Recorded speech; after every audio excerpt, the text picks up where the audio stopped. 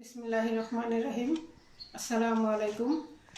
Online ক্লাসে তোমাদের স্বাগতম জানিয়ে আমি শুরু করছি। বেলি আক্তার, প্রভাষক, ফিনান্স, ব্যাংকিং ও বিমা, পাঁচরুখী বেগম মানোয়ারা ডিগ্রি কলেজ, ২৫০০ নারায়ণগঞ্জ।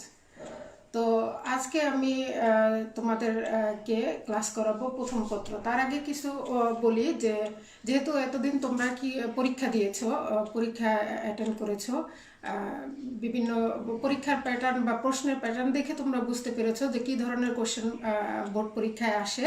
তো যেহেতু কলেজে তোমরা এই প্রথম পরীক্ষা দিয়েছো, সেহেতু হয়তো একটু প্রশ্ন বুঝতে হয়তো একটু প্রবলেম হয়েছে, কিন্তু আমি আশা করছি সবাই অ্যান্সার করেছো, কারণ আমি যেভাবে ক্লাস নিয়েছি সেভাবেই তোমাদের প্রশ্ন করেছি, শুধু একটু অ্যামাউন্টগুলো ভিন্ন ছিল। তো আমি আশা করছি তোমাদের পরীক্ষা ভালো হয়েছে। তো যাই হোক, আজকে আমি ক্লাস করাবো ফিনান্স প্রথম পত্রের উপরে। যে এর আগে আমরা রুটিন সিলেবাস অনুযায়ী ক্লাস করিয়েছি, যে সিলেবাস ছিল সেই অনুযায়ী ক্লাস করিয়েছি, কিন্তু এখন যেহেতু আমাদের সেমিস্টার ভিন্ন, আমরা ক্লাসও আমাদের কিছুদিনের মধ্যেই তোমাদের সিলেবাস আমরা দিয়ে দিব। তো সেই সিলেবাস অনুযায়ী এখন থেকে ক্লাস হবে। তো আজকে যেহেতু নতুন সিলেবাস আমরা দেইনি, কিন্তু আজকে আমি তোমাদেরকে করাবো বন্ড অধ্যায় 6-এর উপরে। যে নতুন সিলেবাস তোমাদেরকে দেয়া হবে, সেই নতুন সিলেবাসে অধ্যায় 6 বন্ড এর চ্যাপ্টার থাকবে, অর্থাৎ দীর্ঘমেয়াদী অর্থায়ন থাকবে।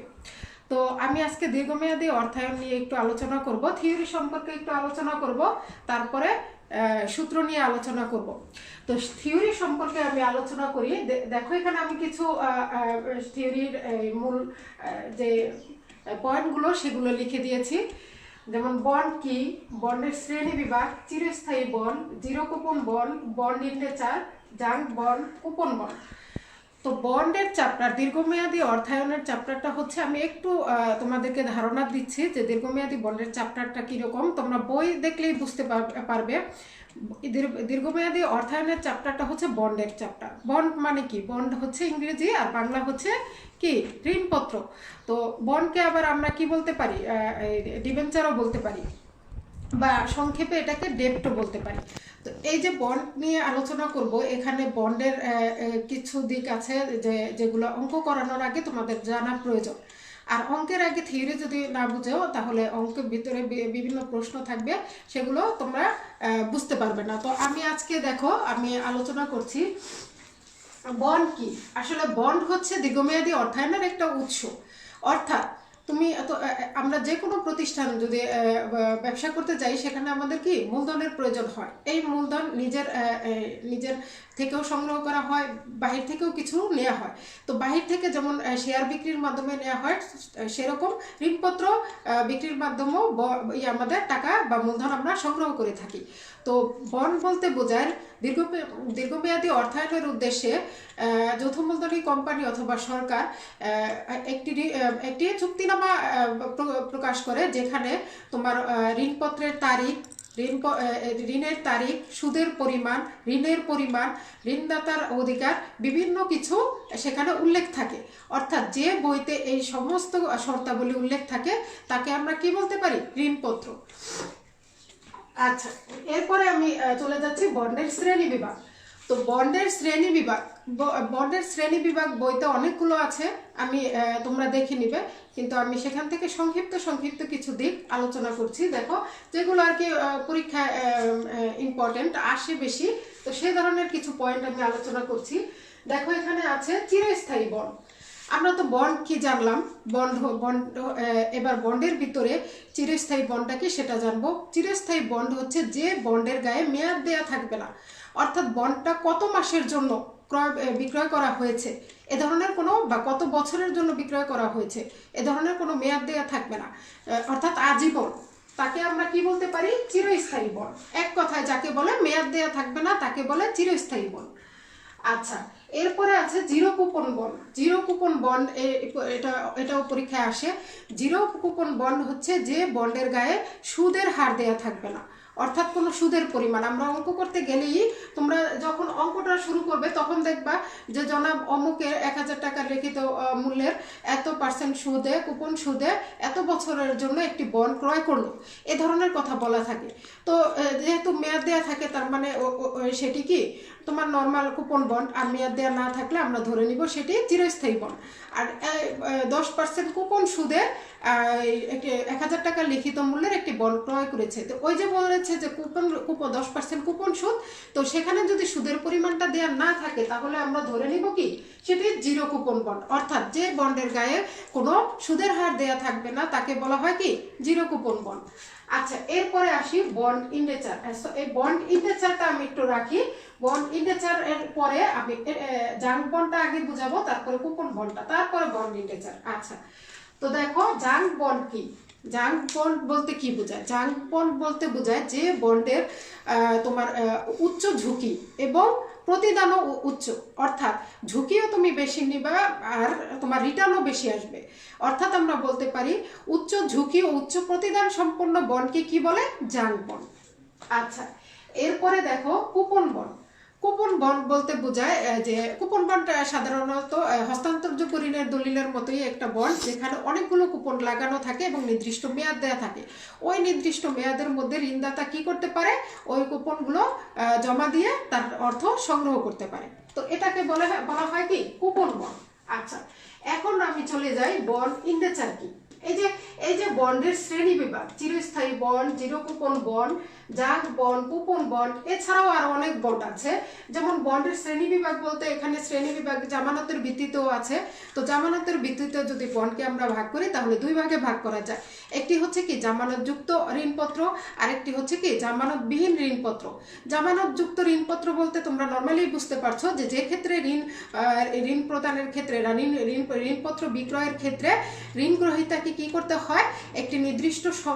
একটি নির্দিষ্ট বা অনির্দিষ্ট সম্পত্তি কি জমা রেখে তারপরে কি ঋণের টাকা সংগ্রহ করতে হয়, তাকে জামানতযুক্ত ঋণপত্র বলে।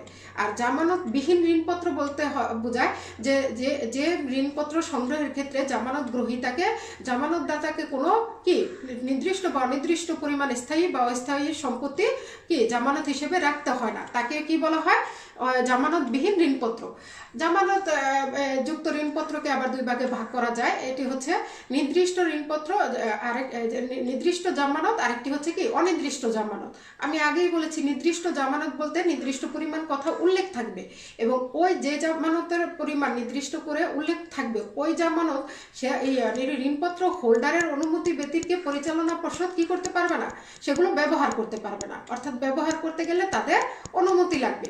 আর জামানতবিহীন অনির্দিষ্ট জামানত বলতে বোঝায় যে অর্থাৎ ঋণপত্র হোল্ডার বা বন্ড হোল্ডারদের অনুমতি ছাড়াই ঋণ গ্রহীতা কি করতে পারবে? ওই যে সম্পত্তিটা জামানত হিসেবে রেখেছিল সেই সম্পত্তিটা পরিচালনা কারবারের বা ব্যবসায়ের বিভিন্ন পরিচালনায় কি করতে পারবে? ব্যবহার করতে পারবে। অর্থাৎ অনির্দিষ্টর ক্ষেত্রে ব্যবহার করতে পারবে আর নির্দিষ্টর ক্ষেত্রে বন্ড হোল্ডারদের অনুমতি ছাড়া ব্যবহার করতে পারবে না। তো এখন দেখো এছাড়াও অনেক প্রকার জামানত আছে, ঋণপত্র আছে। তোমরা যখন বই খুলবে বইতে অনেক প্রকার ঋণপত্র আছে, কিন্তু আমি একটু শর্ট গুলো তোমাদের কাছে আলোচনা করলাম। যেহেতু আমাদের অঙ্ক রয়েছে, তো আমরা বিস্তারিত আলোচনা করতে গেলে দেখা যাবে যে সময় চলে যাবে। তো তোমরা কি করবা যে এই অধ্যায় সম্পর্কে যতগুলো থিওরি আছে আমি যেগুলো পড়াচ্ছি এবং পড়ানোর বাহিরে যেগুলো থিওরি আছে তোমরা সেগুলো বাসায় কি করবে? একবার রিডিং করবে। রিডিং পড়ার পরে যদি তোমাদের কোনো প্রশ্ন বুঝতে বা কোনো লেখা বুঝতে পড়া বুঝতে অসুবিধা হয় তখন তোমরা সেগুলো বলতে পারো যে এইগুলো এইখানে আমি বুঝিনি, সেটা আমি বুঝিয়ে দেব। তো আজকে দেখো এরপরে বলছি বন্ড ইন্ডেচার কি। এটা খুবই ইম্পর্টেন্ট, এটা পরীক্ষায় আসে। বন্ড ইন্ডেচার বলতে আগে আমরা বন্ড বুঝেছিলাম, বন্ডটা কি এটা তো আমরা আগে সর্বপ্রথম আলোচনা করেছি। বন্ড হচ্ছে দীর্ঘমেয়াদী অর্থায়নের একটি উৎস যেখানে ঋণের পরিমাণ, সুদের পরিমাণ, অর্থাৎ ঋণদাতার ঋণের পরিমাণ, সুদের পরিমাণ যেখানে উল্লেখ থাকে এবং বন্ড হোল্ডারদের অধিকার, বিভিন্ন ঋণদাতা এবং ঋণ গ্রহীতাদের কি থাকে? অধিকার উল্লেখ থাকে, সেটাকে আমরা বন্ড বলি। এখন এই যে ঋণের পরিমাণ, সুদের পরিমাণ, তারপরে বন্ড হোল্ডারদের অধিকার, তারপরে ঋণদাতার অধিকার, তারিখ, কোন তারিখে এই ঋণটা নেওয়া হয়েছে, এই বিভিন্ন কিছু যে আমাদের উল্লেখ থাকে, এই উল্লেখ থাকার ক্ষেত্রে অবশ্যই সার্টিফিকেটে সেটি উল্লেখ করার জায়গা থাকে না। যেহেতু বন্ড একটি সার্টিফিকেট, সেখানে উল্লেখ থাকে না। ওই সার্টিফিকেটের সাথে কিছু কাগজ সম্বলিত থাকে, সংযুক্ত থাকে। এই যে কিছু কাগজ সংযুক্ত থাকে, ওই কাগজ গুলাকে কি বলা হয়, বা ওই দলিলগুলাকে কি বলা হয়, বন্ড ইন্ডেঞ্চার। অর্থাৎ শর্টকাটে যদি আমরা বলতে চাই, তাহলে বলা যায় যে ঋণপত্রের সার্টিফিকেটের সাথে বিভিন্ন তথ্য সম্বলিত বা শর্ত সম্বলিত যে কাগজপত্র সংযুক্ত থাকে, তাকে আমরা কি বলতে পারি, বন্ড ইন্ডেঞ্চার বলতে পারি। তো এখন আমি দেখো এখানে তোমাদের এই সংক্ষিপ্ত ধারণাগুলো দিয়েছি। এগুলো যেহেতু বন্ডের অধ্যায়টা আমাদের অঙ্কের অধ্যায়, এটা আমাদের বেশিরভাগ অঙ্কই আসে, থিওরি তেমন আসে না। থিওরির ক্ষেত্রে বলা চলে যে তোমার 1 অথবা 2 এর জন্য থিওরি আসতে পারে। তো 1 অথবা 2 এর জন্য যদি থিওরি আসে, তাহলে আমরা এই শর্টকাট যেই অঙ্ক থিওরিগুলো সেগুলো আলোচনা করতে পারি। তো এখন আমি তোমাদের পরবর্তী যে ফর্মুলা বা সূত্র, যেটা এই প্রতিটা অঙ্কের অধ্যায়েই কি গুরুত্বপূর্ণ, সেগুলো আমি আলোচনা করব। তো আমি চলে যাচ্ছি তোমাদের কি সূত্র নিয়ে আলোচনা করতে।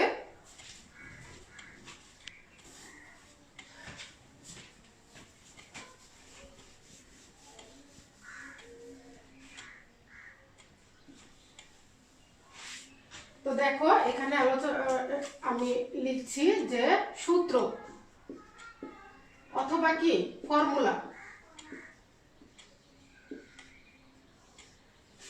এই যে সূত্র বা ফর্মুলা নিয়ে আলোচনা করব, তোমরা প্রথমেই আমি প্রথম ক্লাসেই বলেছি যে সূত্রগুলো প্রথম যখন আমি বোঝাই তখন একটু কঠিন মনে হয়, বাট যখন অঙ্কগুলো তোমরা করবে, পরপর কিছু অঙ্ক করতে গেলেই দেখবে তোমাদের কি সূত্রগুলো মনে থাকবে এবং সহজ হয়ে যাবে। তো আমি সূত্রগুলো তোমাদের মাঝে তুলে ধরছি। দেখো, 1 নাম্বার সূত্র, value of the bond. Value of the bond, দেখো এই যে value of the bond, V আর বি, এই দুটো দ্বারা কিন্তু তোমরা ভ্যালু অফ দ্য বন্ডই বোঝাবে। দেখো আমি এখানে মিনিং লিখে দিচ্ছি, ভ্যালু অফ দ্য বন্ড। তো এই যে ভ্যালু অফ দ্য বন্ড কথাটা লিখলাম, এর বাংলা হচ্ছে অন্তর্নিহিত মূল্য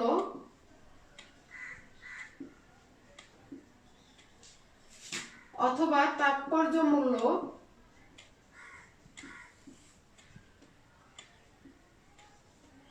অথবা বর্তমান মূল্য অথবা শুধু বন্ডের মূল্য। দেখো, ভ্যালু অফ দ্য বন্ড আমি ইংলিশে লিখেছি একটি লাইন, কিন্তু তার বাংলা করতে গেলে অনেকগুলো কথা আছে। অন্তর্নিহিত মূল্য, তাৎপর্য মূল্য, বর্তমান মূল্য বা শুধু বন্ডের মূল্য। অঙ্কে তোমরা বিভিন্ন অঙ্কের ক্ষেত্রে বিভিন্ন নামে পাবে, কিন্তু আমাদের মনে রাখতে হবে যে যে নামেই বলা থাকুক না কেন, যে রিকোয়ারমেন্টই এভাবে চাক না কেন, আমাদের সূত্র একটাই অ্যাপ্লাই হবে। অর্থাৎ ইংলিশে একটা আর বাংলা একটু ভিন্ন ভিন্ন। তো দেখো আমি এখানে এরপরে সূত্রটি বসাচ্ছি। তো ভ্যালু অফ দ্য বন্ড, এখানে তোমরা কিছু বইতে পাবে B0 দিয়ে, আবার কিছু বইতে পাবে V0 দিয়ে, যেটি লিখো তোমাদের ইচ্ছা, এতে কোনো প্রবলেম নাই।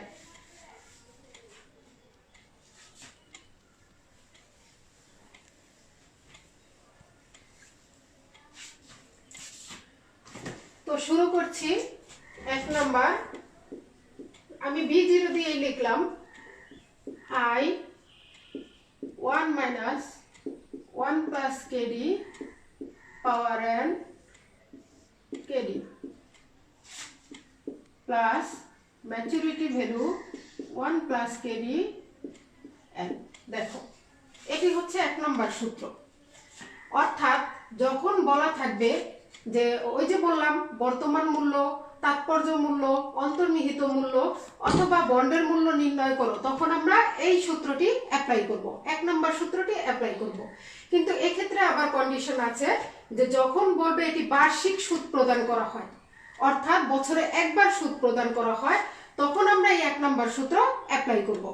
আর দেখো 2 নম্বর সূত্র কখন অ্যাপ্লাই করব, একই সূত্র কিন্তু শুধু একটু ভিন্ন। 1 minus 1 plus KD M N KD M M plus maturity value 1 plus KD M M N. দেখো এই সূত্র আর এই সূত্রটা কিন্তু প্রায় সেম, শুধু পার্থক্য কতটুকু, এই যে কেডির নিচে এম বসিয়েছি, আই আগে ফ্রি ছিল, এখন আই এর নিচে এম বসিয়েছি, আগে এন ছিল, এন এর সাথে এম গুণ করেছি, কেডির নিচে এম বসিয়েছি, ঠিক সেম ভাবে এখানেও একই কাজ করেছি। এই যে এই কাজটুকু আমরা এর আগে, তোমরা যেহেতু অর্থের সময় মূল্যের অঙ্ক করেছো, তোমরা অর্থের সময় মূল্যের মধ্যেই দেখেছো যে কখন এম বসে যখন সুদের পরিমাণ বছরে একাধিকবার দেয়া থাকে, অর্থাৎ সুদটা বছরে একাধিকবার প্রদান করা হয়, সেক্ষেত্রে এই সূত্র অ্যাপ্লাই হয়ে থাকে।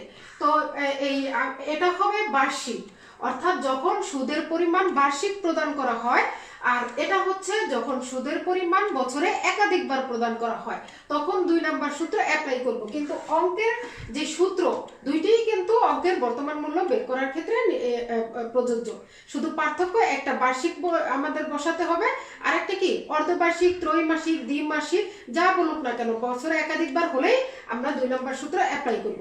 কিন্তু দুটিই কি হবে বর্তমান মূল্য বের করার ক্ষেত্রে। আমি আশা করছি তোমরা বুঝতে পেরেছো। এরপরে দেখো, এরপরে চলে যাচ্ছি 3 নাম্বার সূত্রে।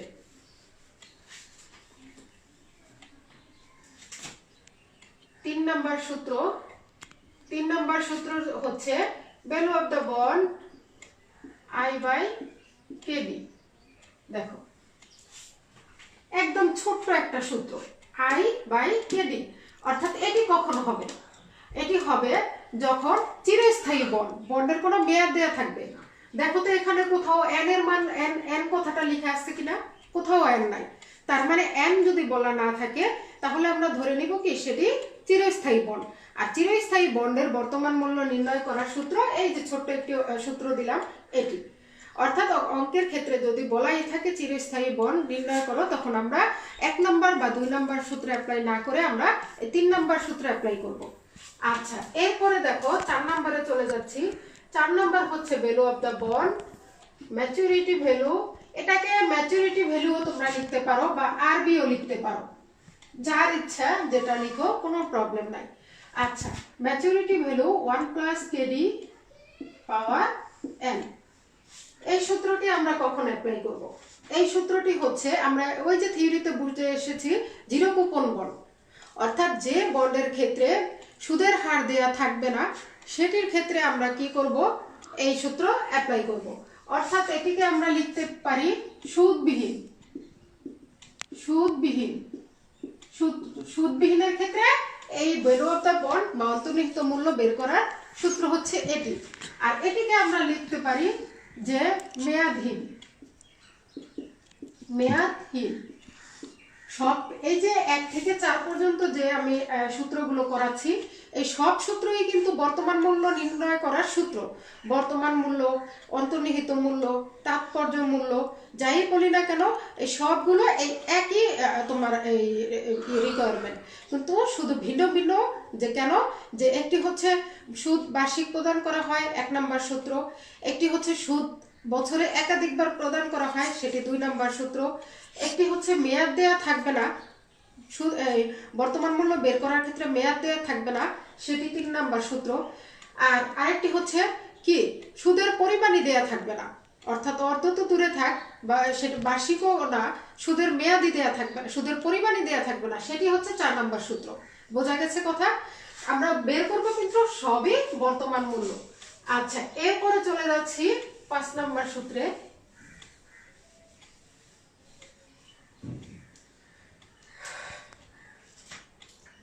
5 হচ্ছে CY হচ্ছে I বাই MPS ইন্টু 100। আচ্ছা, এটাকে আমরা MPS না লিখে আমি একটু তোমাদের বোঝার জন্য লিখে দিচ্ছি, SBও লিখতে পারি, MPSও লিখতে পারি। এখন এই মিনিংগুলো কি দেখো, মিনিংগুলো আমি লিখে দেই। CY, এই CY দ্বারা কি বুঝিয়েছে? C মানে হচ্ছে কারেন্ট ইল্ড, অর্থাৎ এটাকে বাংলা যদি করি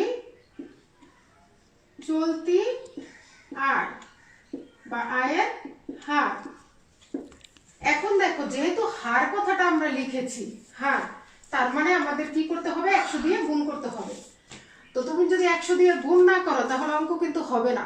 যেখানেই দেখবে হার কথা বলা থাকবে সেখানেই আমাদের কি করতে হবে, 100 দিয়ে গুণ করতে হবে।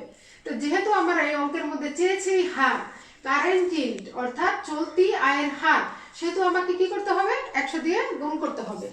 তো দেখো এরপরে দেখো আমি এরপরে বুঝাচ্ছি, যেহেতু কারেন্ট ইল্ড, এরপরে এসবি দ্বারা তো আমরা জানি কি বোঝায়, সেলস ভ্যালু। সেলস ভ্যালু বিক্রয় মূল্য।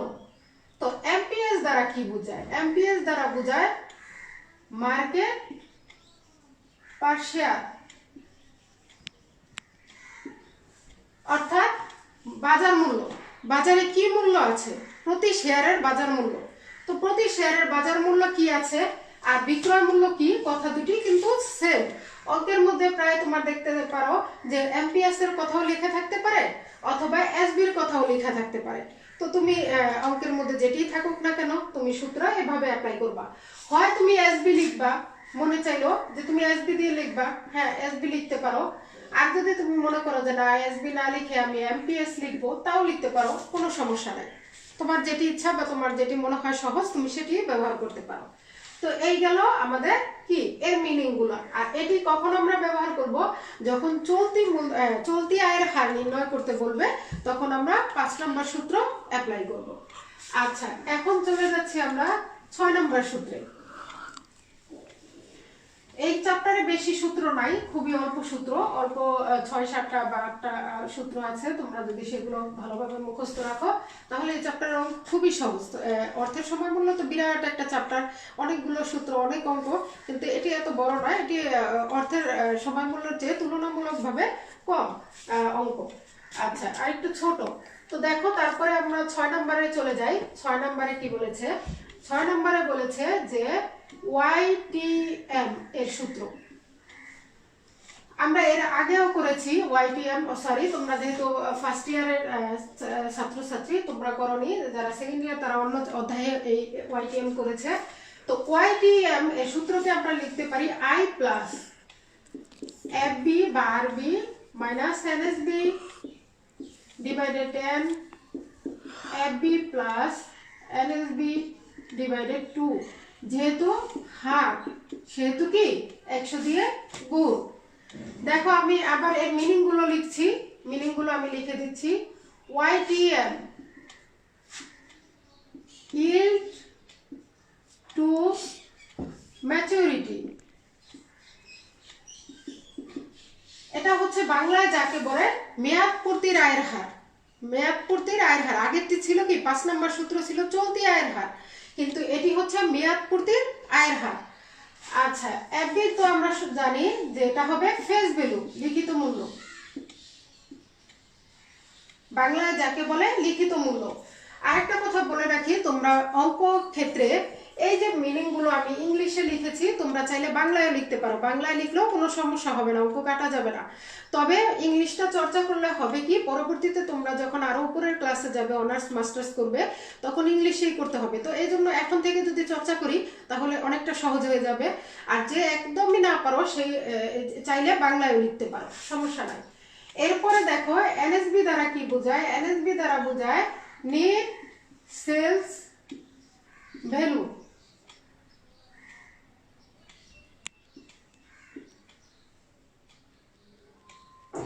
আচ্ছা, এরপরে দেখো এই যে 2টা, এটা কিন্তু সূত্রের 2, এটা কখনো চেঞ্জ হবে না। 2 এর জায়গায় 3, 4, 5, 6 কিচ্ছু হবে না, 2 2ই থাকবে। এটা সূত্রের 2, সব সময় 2 থাকবে। আর আই দ্বারা আমরা কি বুঝিয়েছি, আই দ্বারা বুঝিয়েছি অ্যামাউন্ট অফ ইন্টারেস্ট, অর্থাৎ সুদের পরিমাণ, সুদের হার না কিন্তু সুদের পরিমাণ। সুদের হার একটা জিনিস, সুদের পরিমাণ একটা জিনিস। পরিমাণ সবসময় টাকায় আসবে, হার সবসময় পার্সেন্টে আসবে। আচ্ছা, তো ওয়াইটিএম আমরা দেখো ওয়াইটিএম এর মিনিংটা আমরা বুঝতে পেরেছি যে চলতি আয়ের মেয়াদ পূর্তির আয়ের হার, এফবি সমান ফেস ভ্যালু, এনএসবি সমান এর সেলস ভ্যালু, আই সমান অ্যামাউন্ট অফ ইন্টারেস্ট। এই যে মিনিংগুলো আমি এখানে লিখে দিয়েছি, এইগুলো ওয়াইটিএম। তো অঙ্কের মধ্যে আমাদের বলাই থাকবে মেয়াদ পূর্তির আয়ের হার বের করো বা ওয়াইটিএম বের করো, তখন আমাদের বুঝতে হবে কি যে আমরা 6 নাম্বার সূত্র অ্যাপ্লাই করব। এখন দেখো এটা কখন বসাবো, 6 নাম্বার সূত্রটা কখন বসাবো? যখন বার্ষিক সুদ প্রদান করা হয় তখন 6 নাম্বার সূত্র। বার্ষিক সুদ প্রদান করা হয় তখন 6 নাম্বার সূত্র। দেখো আমি এখানে একটু মুছে এটাকে 7 নাম্বার সূত্র বানাচ্ছি। সেটা কিভাবে? যে যদি সুদ একাধিকবার প্রদান করা হয় তাহলে আয়ের নিচে এম হবে, এখানে গুণ এম হবে। এটা আমরা গুণ এম লিখতে পারি, এম। অর্থাৎ অর্ধবার্ষিক যদি সুদ প্রদান করা হয় তাহলে আমরা এখানে 2 দেব, এখানে 2 দেব, আর যা আমাদের মান আছে তা ঠিক থাকবে। তো সে আমরা বলতে পারি যে সুদ যদি একাধিকবার প্রদান করা হয় তাহলে এই সূত্র, আর সুদ যদি বার্ষিক প্রদান করা হয় তাহলে আগে যে 6 নাম্বার করিয়েছি সূত্র সেটি। আচ্ছা, এরপরে চলে যাচ্ছি আমরা 8 নম্বর সূত্রে। 8 নম্বর সূত্র সেম 6 নাম্বার সূত্রের মতোই। দেখো, আচ্ছা আমি এটা মুছে তারপরে করাচ্ছি যেহেতু আমার মিনিং লিখতে হবে। 8 নম্বর সূত্র ওয়াইটিসি সূত্র ওয়াইটিএম এর অনুরূপ, শুধু একটু পার্থক্য আছে। দেখো পার্থক্যটা কোথায়? YTC I plus FB, sorry এখানে সিপি হবে, CP minus NSB and CP plus NSB, বা শুধু এসবিও লিখতে পারো, ইন্টু 100। আচ্ছা দেখো, এইটি হচ্ছে আমাদের কি ওয়াইটিসি এর সূত্র। তো ওয়াইটিসি এর সূত্র আমরা এটি এই আগের যে সূত্রটি আমি বুঝিয়েছি ওই সূত্রের কিন্তু সেম। দেখো একটু খেয়াল করো, ওখানে শুধু সিপির পরিবর্তে কি ছিল? এফবি ছিল। আমরা যে আগের 7 নম্বর সূত্র করিয়েছি সেখানে কিন্তু এফবি ছিল, আর এখানে সিপি কেন? একটু আমি মিনিং গুলো তোমাদের বোঝাচ্ছি। দেখো মিনিং বোঝালেই তোমরা বুঝবে। ওয়াইটিসি এর মিনিং হচ্ছে yield to call। আগেরটি ছিল কিন্তু ম্যাচুরিটি, অর্থাৎ মেয়াদ পূর্তির আয়ের হার, আর এখন যেহেতু কল লেখা আছে তার মানে তলবকৃত বন্ডের হার, তলবকৃত আয়ের হার। কল মানে তলবকৃত, অর্থাৎ আমি যে মূল্যে ইস্যু করেছি সেই মূল্যে বিক্রয় না করে আমি আরেকটি কল রেখেছি, বা আমি আরেকটি মূল্য কি করেছি? তলব করেছি, তখন তাকে কি বলে? তলবকৃত মূল্য। তো দেখো এরপরে কল প্রাইস দ্বারা কি বোঝায়? সিপি দ্বারা বোঝায় কল প্রাইস, অর্থাৎ তলবকৃত মূল্য, যাকে বাংলায় বলে তলবকৃত মূল্য। আর এনএসবি আমরা তো আগেই জেনেছি, এনএসবি বলতে বোঝায় নিট বর্তমান বিক্রয় মূল্য। আই সমান বলতে আমরা আগেই জেনেছি যে অ্যামাউন্ট অফ ইন্টারেস্ট। তারপরে 2 তো সূত্রের আমরা সেটা আগের সূত্রেই জেনেছি যে এই অঙ্কের মধ্যে এটা 2 ফিক্সড করা থাকবে, এটিকে চেঞ্জ করা যাবে না। তারপরে হোল ইনটু 100। যেহেতু ওয়াইটিসি ইনটু কল একটি আয়ের হার বোঝায় মানে এটিকে 100 দিয়ে গুণ করতে হবে। দেখো আমি বারবারই বলছি যে একটি হচ্ছে মূল্য, যেটি value of the bond B0 দ্বারা আমরা প্রকাশ করব। দেখো এই জিনিসগুলো তোমরা একটু ভুল করো, আমি আবার ক্লিয়ার করছি। এই B0 দ্বারা বা B0 দ্বারা বা V0 দ্বারা বোঝায় কি? মূল্য। এই মূল্যটা হয় কিসে? টাকায় হয়। এখানে কিন্তু তুমি পার্সেন্ট বসাতে পারবা না, অর্থাৎ তুমি যখন ভ্যালু অফ দ্য বন্ড বা বন্ডের মূল্য বের করবে সেখানে তুমি টাকা বসাবে, তো সেখানে পার্সেন্ট ব্যবহার করবে না, কারণ সেটা তোমার টাকা বের হবে। আর তুমি যখন ওয়াইটিএম বা ওয়াইটিসি বা সিওয়াই এগুলো বের করবে, ওয়াইটিএম অর্থাৎ মেয়াদ পূর্তির আয়ের হার, ওয়াইটিসি তলবকৃত মূল্যের আয়ের হার, সিওয়াই চলতি আয়ের হার, এগুলো কিন্তু সবই হার। তো এইখানে যা রেজাল্ট বের হবে সেটি হবে কি? পার্সেন্টে, অর্থাৎ 100 দিয়ে গুণ করতে হবে। তো তোমরা দেখো দুইটি বিষয়, একটি হচ্ছে আমাদের মূল্য বের করতে হলে আমরা টাকা, সেগুলো বের হবে টাকায়, তো আমরা টাকা লিখবো। আর এইগুলো বের করতে গেলে আমাদের বের হবে কি? পার্সেন্টে, আমরা পার্সেন্ট লিখবো। তোমরা কি করো? ভ্যালু অফ দ্য বন্ডের যে মূল্যটা বের হয় সেখানে তোমরা পার্সেন্ট লিখে রাখো, আবার তোমরা কি করো, যখন ওয়াইটিসি বের হয় বা ওয়াইটিএম বের হয় বা সিওয়াই বের হয়, সেখানে তোমরা টাকা লিখে রাখো। এই ভুলগুলো তোমাদের হয় যে প্রথম প্রথম তোমরা এই কাজগুলো করো, এগুলো যেন না হয় খেয়াল রাখবে যে যে দুইটা জিনিস আমি বোঝালাম। এখন দেখো আমার 8 নম্বর সূত্র গেল, এখন আমি 9 নম্বর সূত্র লিখবো। 9 নম্বর সূত্র কিন্তু 8 নম্বর সূত্রের সেম, শুধু ওই যে পার্থক্য আগের মতোই, সেটি হচ্ছে সুদ একবার প্রদান করা হয় আর সুদ একাধিকবার প্রদান করা হয়। যদি একাধিকবার প্রদান করা হয় তাও আমরা এখানে এম লিখব plus CP minus LSB, N এর সাথে আমরা এম গুণ করব, CP plus LSB divided 2 whole into 100। দেখো এটা হবে কি 9 নম্বর সূত্র। অর্থাৎ এই যে সূত্রটা লিখছি পাশাপাশি আছে, তোমরা দেখো সেম সূত্র, কোথাও পার্থক্য নাই, শুধু ভিন্ন যে সুদ যদি বছরে একাধিকবার প্রদান করা হয় তাহলে আমরা আইন নিচে এম বসাবো আর আইন এর সাথে কি করব, এম গুণ করব। এখন ধরো সাপোজ বললো যে সুদ অর্ধবার্ষিক ভিত্তিতে প্রদান করা হয়, তো আমরা তো অর্থের সময় মূল্যের মধ্যে আগেই বুঝেছি অর্ধবার্ষিক বললে কি হবে, বছরের শুরুতে একবার প্রদান করা হয়, বছরের মাঝামাঝি একবার প্রদান করা হয়। তাহলে দেখা গেছে যে 2 বার প্রদান করা হয়, অথবা বছরের মাঝামাঝি একবার প্রদান করা হয়, অথবা শেষে প্রদান করা হয়, অর্থাৎ বছরে 2 বার প্রদান করা হয়। অর্ধ মানে কি 2, আমরা বছরকে যদি ভাগ করি তাহলে কি আসবে 2 বার। তো যদি 2 বার বলে তাহলে আইন নিচে আমি কি করব 2 বসাবো, আর এখানে আমি কি করব 2 গুণ করব, এভাবে করতে হবে। তার মানে এটি হচ্ছে কি, এই সূত্রটি হচ্ছে বার্ষিক সুদ প্রদান করার ক্ষেত্রে, আর এই সূত্রটি হচ্ছে কি একাধিকবার সুদ প্রদান করার ক্ষেত্রে, একাধিকবার সুদ প্রদান, একাধিকবার সুদ প্রদানের ক্ষেত্রে। তো এই সূত্র। আচ্ছা দেখো এখন আমরা দেখো এখানে এই যে 9টা সূত্র করাইলাম, এই 9টা সূত্রই এই চ্যাপ্টারে, এর বাইরে তেমন বেশি সূত্র নাই, থাকলেও দুই একটা ছোটখাটো থাকতে পারে, কিন্তু এই যে মূল যে 9টি সূত্র আমি করিয়েছি, এই 9টি সূত্র দিয়েই আমি এই চ্যাপ্টারের অঙ্কগুলো করব, এবং এই 9টি সূত্র দিয়েই কি করতে হবে, আমাদের সমাধান করতে হবে। তো সূত্র তোমরা দেখেই বুঝতে পারছো যে অন্যান্য চ্যাপ্টারের মতো এই চ্যাপ্টারে এত বেশি সূত্র নাই, অল্প সূত্র। অন্যান্য চ্যাপ্টারে তো 20, 25, 30টা সূত্র থাকে, এখানে অল্প সূত্র। আর এই চ্যাপ্টারটি খুবই সহজ একটা চ্যাপ্টার, বুঝতে পারলে খুব সহজ। একটি দুইটি অঙ্ক যদি তুমি বুঝে নাও তাহলে পুরো চ্যাপ্টারের অঙ্ক তুমি করতে পারবে, এটা আমি তোমাদের গ্যারান্টি দিয়ে বলতে পারি। যদি বোঝার চেষ্টা করো তাহলে পারবে। তো এই যে সূত্রগুলো দিলাম, আগামী ক্লাসে তোমাদের পড়া থাকবে যে আমি যে থিওরিগুলো দিয়ে পড়িয়েছি, ওই থিওরিগুলোর সাথে আরও যে রিডিং পড়াগুলো আমাদের আছে, সমস্ত রিডিং পড়া আমরা একবার করে কি করব, বাসায় রিডিং করব। আর যেই পয়েন্টগুলো আমি দিয়েছিলাম সেগুলো একটু ভালো করে পড়ব।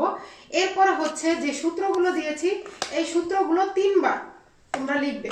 প্রথমবার দেখে এরবারও যদি ভুল হয় দেখে লিখবা, তারপরের বার না দেখে লিখবা। আর সূত্রগুলো লিখে তোমরা টেবিলের সামনে বা কোথাও টাঙিয়ে রাখলে আসা যাওয়ার মাঝখানে বারবার দেখতে দেখতে তোমাদের কি হবে, মুখস্থ হয়ে যাবে।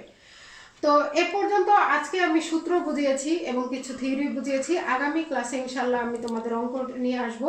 তো এই যে মেন ক্লাস, যে কোনো ক্লাসের প্রথম ক্লাসটা খুবই ইম্পর্টেন্ট, কারণ প্রথম ক্লাসে যে বেস বা ভিত্তি নিয়ে আলোচনা করা হয় সেটি কিন্তু আর পরে আলোচনা করা হয় না। তো আজকের ক্লাসটা তোমরা যদি বুঝে থাকো তাহলে সূত্রগুলো ভালো করে পড়বে। সূত্রগুলো ভালো করে পড়ার পরে তোমরা কি করবে, খাতায় লিখবে। আগামী ক্লাসে যখন আমি অঙ্ক করাবো, ক্লাসে থাকলে তো তোমাদের সূত্রগুলো আমরা জিজ্ঞেস করতাম, কিন্তু এখন যেহেতু পারছি না, তো আমি আশা করছি সবাই সেগুলো ভালোভাবে পড়বে। তো তোমরা সবাই সুস্থ থাকো, ভালো থাকো, সেই কামনায় সবাইকে শুভেচ্ছা রইল। ধন্যবাদ। খোদা হাফেজ।